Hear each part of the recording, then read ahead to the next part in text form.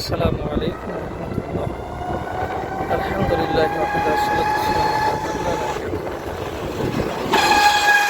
জীবনে চলার পথে কত মানুষই আসে, কত মানুষ চলে গেল, কত মানুষের সাথে কথা হতো রোজ নিয়ম করে, কত মানুষের সাথে কথা না বললে ভালো লাগতো না,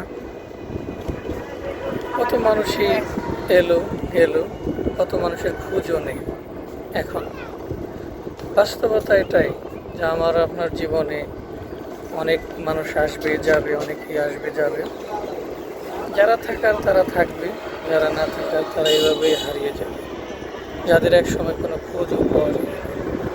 এটাই হলো আমাদের জীবনের চরম বাস্তবতা।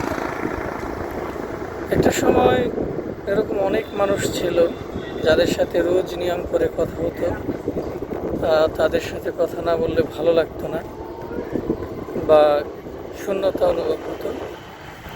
সময়ের পাল্টানে এখন আজ তাদের সাথে কোনো খোঁজও নেই, তারা হারিয়ে গিয়েছে, তাদের কোনো খোঁজই নেই।